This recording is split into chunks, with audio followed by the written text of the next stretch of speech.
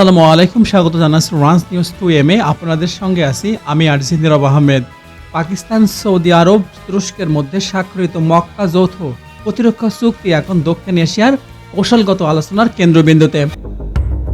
বাংলাদেশ যদি এই কাঠামোয় যোগ দেয় তাহলে এর প্রভাব শুধু সামরিক খাতেই সীমাবদ্ধ থাকবে না, অর্থনীতি, জ্বালানি, নিরাপত্তা, শ্রমবাজার, বিনিয়োগ, প্রযুক্তি এবং কূটনীতিতেও নতুন সুযোগ তৈরি করতে পারে।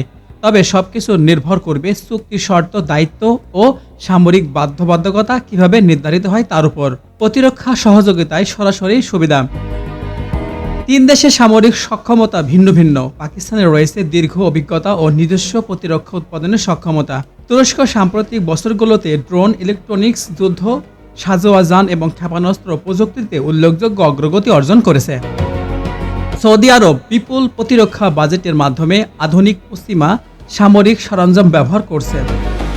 বাংলাদেশ এই তিন দেশের সঙ্গে আনুষ্ঠানিক সহযোগিতা বাড়াতে পারলে সামরিক প্রশিক্ষণ বা প্রযুক্তি স্থানান্তর এবং প্রতিরক্ষা শিল্পের নতুন দিগন্ত উন্মোচিত হতে পারে। বিশেষ করে ড্রোন ও আধুনিক নজরদারি প্রযুক্তি, সীমান্ত নিরাপত্তা, সমুদ্র সীমা পর্যবেক্ষণ, দুর্যোগ ব্যবস্থাপনা এবং প্রতিরক্ষা গুরুত্বপূর্ণ স্থাপনার সুরক্ষা গুরুত্বপূর্ণ ভূমিকা রাখতে পারে। তুরস্কের প্রতিরক্ষা শিল্পের সঙ্গে সহযোগিতা বাড়লে উন্নত drone, sensor, command and control system and প্রতিরক্ষা ইলেকট্রনিক্সের মাধ্যমে বাংলাদেশের সক্ষমতা বাড়ার সুযোগ তৈরি হবে। যৌথ উৎপাদন ও শিল্প সম্প্রসারণ। বাংলাদেশে দীর্ঘদিন ধরে নিজস্ব প্রতিরক্ষা উৎপাদন সক্ষমতা বাড়ানোর চেষ্টা করছে। মক্কা কাঠামোর সদস্যদের সঙ্গে যৌথ উদ্যোগের সামরিক যান, ড্রোন, যোগাযোগ ব্যবস্থাপনা, গোলাবারুদ এবং অন্যান্য প্রতিরক্ষা সরঞ্জাম উৎপাদনের সুযোগ তৈরি হলে প্রযুক্তি বা দক্ষতা স্থানান্তর ঘটবে।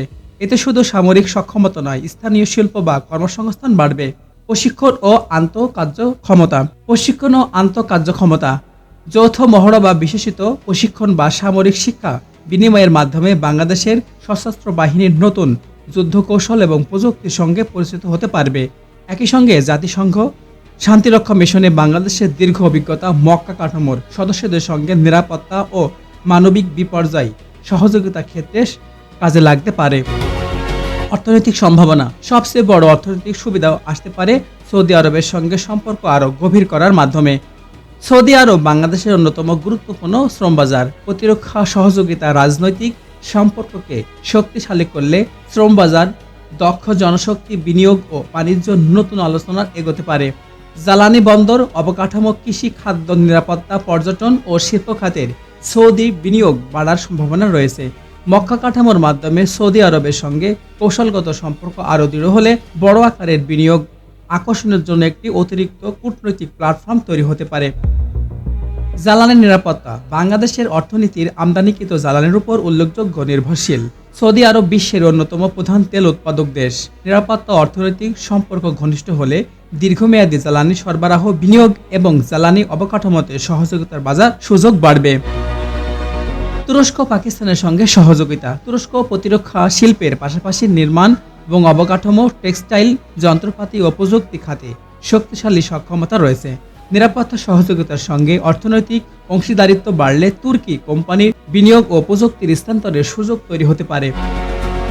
পাকিস্তানের সঙ্গে ঔষধ বা কৃষি, টেক্সটাইল, চামড়া, হালকা প্রকৌশল ও খাদ্য প্রক্রিয়াজাতকরণ খাতে বাণিজ্য বাড়ার সম্ভাবনা। তবে এক্ষেত্রে রাজনৈতিক সম্ভাবনা, বাস্তবতা এবং ভারতের সঙ্গে বাংলাদেশের সম্পর্ক বিবেচনায় রাখতে হবে। কৌশলগত গুরুত্ব বৃদ্ধি।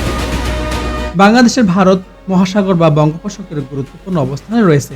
মক্কা চুক্তি যদি ভবিষ্যতে বৃহত্তর মুসলিম নিরাপত্তা অবকাঠামোর অংশ নেয় তাহলে বাংলাদেশের অংশগ্রহণ এই কাঠামোর ভৌগোলিক পরিধি বাড়বে।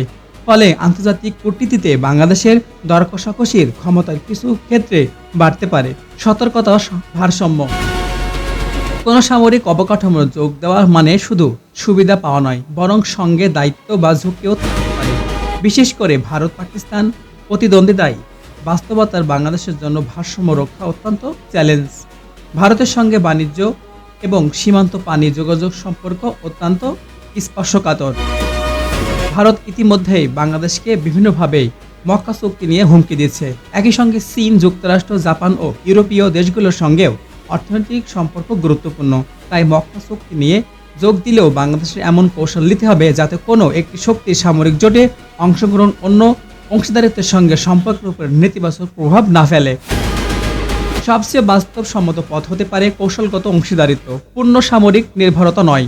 চুক্তির মাধ্যমে প্রশিক্ষণ, প্রযুক্তি, প্রতিরক্ষা, শিল্প, গোয়েন্দা সহযোগিতা এবং অর্থনৈতিক সম্পর্ক বাড়ানো যেতে পারে।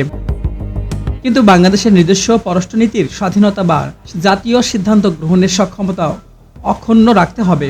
সর্বশেষ কথা, মক্কা প্রতিরক্ষা চুক্তিতে বাংলাদেশের যোগদান সফলভাবে বাস্তবায়িত হলে এর সম্ভাবনা তিনটি বড় স্তরে দেখা যেতে পারে। প্রতিরক্ষা সক্ষমতা বৃদ্ধি, অর্থনৈতিক বা জ্বালানি সহযোগিতা সম্প্রসারণ, অর্থনৈতিক বা আন্তর্জাতিক কৌশলগত গুরুত্ব বৃদ্ধি বা এগুলো নির্ভর করবে চুক্তির শর্ত, সদস্য রাষ্ট্রগুলোর পারস্পরিক দায়িত্ব বা বাংলাদেশের কূটনৈতিক সক্ষমতার উপর। বাংলাদেশের মূল স্বপ্ন শুধু চুক্তিতে যোগ দেওয়া হচ্ছে কিনা তা নয়, বরং কি শর্তে যোগ দেওয়া হবে এই অংশগ্রহণ থেকে সর্বোচ্চ জাতীয় সুবিধা হিসেবে নিশ্চিত করা হবে। সঠিক দর কষাকষি করতে পারলে মক্কা প্রতিরক্ষা অবকাঠামোর জন্য শুধু একটি সামরিক জোট নয়, বরং প্রতিরক্ষা শিল্প, বিনিয়োগ, জ্বালানি নিরাপত্তা, প্রযুক্তি এবং কূটনৈতিক প্রভাব বৃদ্ধির একটি নতুন প্ল্যাটফর্ম হতে পারে। চুক্তির সবচেয়ে শক্তিশালী দিক হলো একের উপরে আক্রমণ, সবার উপরে আক্রমণ, নীতি বা প্রতিরক্ষা সহযোগিতা বাড়ানোর অঙ্গীকার। তবে বাস্তবায়নের বিস্তারিত কাঠামো, সারার বাধ্যবাধকতা এবং তিনটি দেশের জাতীয় স্বার্থের ভারসাম্য এখনও অনেকটাই অস্পষ্ট। এ কারণে এখনও পূর্ণাঙ্গ ন্যাটো স্টাইল বাজেটের বা জোটের বেশি একটি কৌশলগত কাঠামো প্রতিরক্ষামূলক ব্যবস্থা হিসেবে বিবেচিত হচ্ছে। তিন দেশের যৌথ বিবৃতি, সৌদি, তুর্কি বা পাকিস্তানি অফিসিয়াল বক্তব্য বা আন্তর্জাতিক গণমাধ্যমের প্রতিবেদনে বর্তমান অবস্থা 2026-এর ভিশন 2030-এর তৃতীয় ও চূড়ান্ত পর্যায়ে প্রবেশ করেছে। ফোকাস এখন দ্রুত সম্প্রসারণ থেকে স্থিতিশীলতা বা আর্থিক টেকসই মাস্ট হ্যাভ প্রকল্প সরে এসেছে। কিছু গিগা প্রজেক্টের কাটছাঁট এবং পর্যায়ক্রমে বাস্তবায়ন করা হচ্ছে, যেমন মেয়ের কিছু অংশ। আঞ্চলিক উত্তেজনা সত্ত্বেও সৌদি সরকার দাবি করেছে এই প্রকল্প সঠিক পথে এগিয়ে যাচ্ছে। ভিশন 2030 সৌদি আরবকে তেল নির্ভর অর্থনীতি দেশ, বহুমুখী বা আধুনিক বৈশ্বিক অর্থনীতিতে রূপান্তরের সবচেয়ে বড় জাতীয় প্রজেক্ট। 10 বছরে পেরিয়ে গেলেও অনেক লক্ষ্য অর্জিত হয়েছে, তবে পূর্ণ বাস্তবায়ন এখন অনেক চ্যালেঞ্জ হয়ে দাঁড়িয়েছে। আজকের এই সংবাদ এখানে শেষ করছি। ভালো থাকবেন, সুস্থ থাকবেন। ভালো লাগলে সাবস্ক্রাইব করুন। আমাদের সঙ্গে থাকার জন্য অসংখ্য ধন্যবাদ। আল্লাহ হাফেজ।